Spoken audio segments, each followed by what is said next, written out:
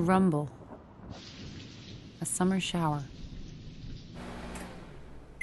a beep, a cooked meal,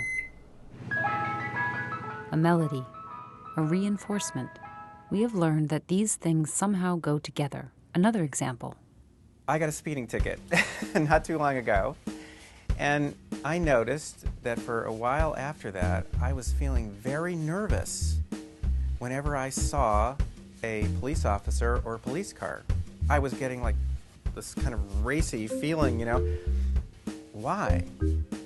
Well, because a stimulus which in and of itself isn't very stimulating, that is, a police car, had been paired recently with something that was very stimulating, namely a huge fine. When you pair a stimulus that's not very important and doesn't produce much of a reaction with another stimulus that produces a huge reaction, there's a spread of effect from the important stimulus to the unimportant stimulus. That is classical conditioning. It's the simplest type of learning there is. Classical conditioning is when an organism learns to associate a neutral stimulus with a natural biological response so that the stimulus alone acquires the power to provoke that biological response. The story of classical conditioning begins with the classic experiments of Russian physiologist Ivan Pavlov. In the early 1900s, he was awarded the Nobel Prize for research he had done on how the digestive system works in dogs. Pavlov stumbled into his groundbreaking findings quite by accident. He was studying the salivary response of dogs to different types of foods.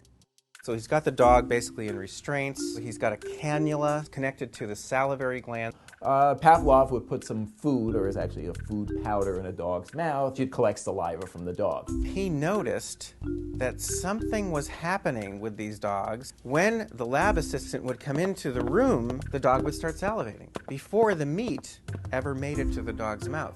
They were demonstrating very powerful principles of learned behavior, and soon Pavlov realized he had come across a very important finding. Conditioning is the process of learning associations. The dogs had learned to associate two stimuli, the sound of footsteps and food, and their automatic response was to salivate. Pavlov's experiments demonstrate the four basic elements of classical conditioning, which he identified. First, you have your unconditioned stimulus. In this situation, the unconditioned stimulus is the plate of food. This is a stimulus that will reliably produce a naturally occurring reaction in the organism. Next, you have the unconditioned response, the salivation of the dog. This is a reaction that is reliably produced by the presentation of the unconditioned stimulus, the food. Pavlov called these unconditioned stimuli and responses because they occur naturally. Food is a natural biological stimulus, and salivation is an automatic reflex response. They are unlearned or unconditioned. Pavlov replaced the sound of footsteps in the hallway with something systematic, like the ringing of a bell. And so he has a paradigm in which a bell is rung, food is presented. After a few trials like this, the dog salivates when the bell is rung.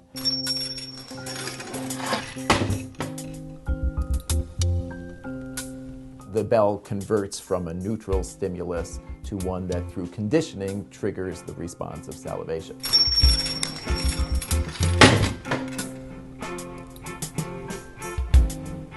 Classical conditioning can occur at different levels. For example, if I start with some powerful, biologically important stimulus like food, pair a neutral stimulus with that, such as a bell, remember there's a spread of effect from the important stimulus to the neutral stimulus. So now my neutral stimulus is no longer neutral. The question is, can I now pair the bell with a neutral stimulus and see that spread of effect occur again?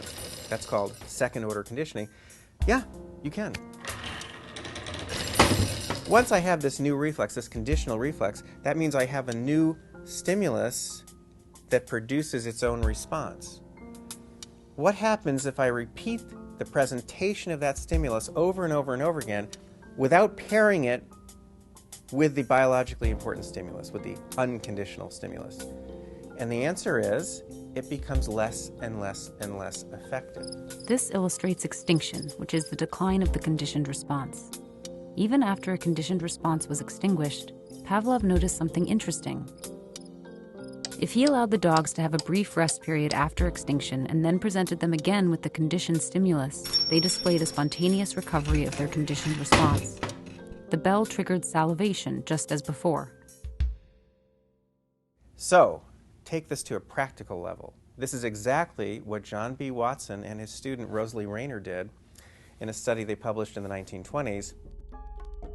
Pavlov studies excited behaviorists like John B. Watson. Like Pavlov, Watson believed that psychology should focus on the objective scientific study of observable behaviors rather than the subjective interpretations of feelings, memories, or emotions. So Watson initiated a controversial series of experiments involving a 9-month-old boy dubbed Little Albert. Watson presented Little Albert with a variety of stimuli: a white rat, a dog, a rabbit, various masks, and a burning newspaper. Albert's reaction in most cases was curious indifference. Well, what they do is to pair the presentation of the animal. So you present this fairly neutral stimulus. Behind the toddler on the wall is this big iron bar. Just as he reaches out for the animal, the steel bar is struck, which produces a very strong reaction of fear. After several repetitions, Albert began to show what's called stimulus generalization. Albert was conditioned to have this noise-fearing reaction when presented with a white rat. He's afraid of other stuff, other small animals, a white furry coat, and famously for psychology, a Santa Claus mask.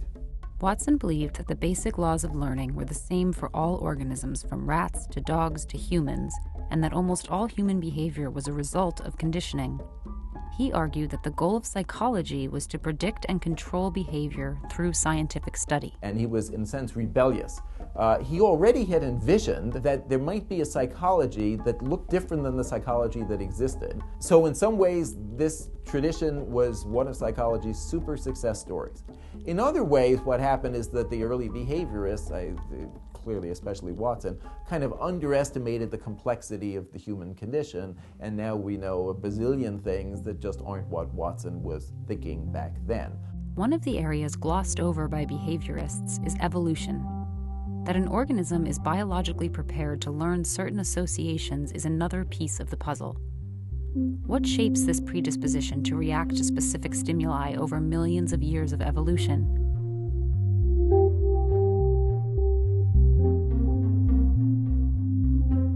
If we look around, we see that our lives are full of classically conditioned responses.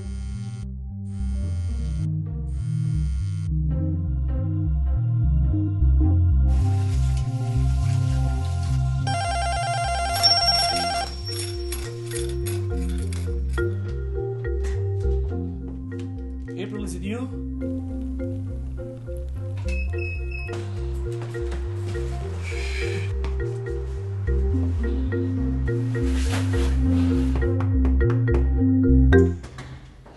Delivery? Wrong apartment.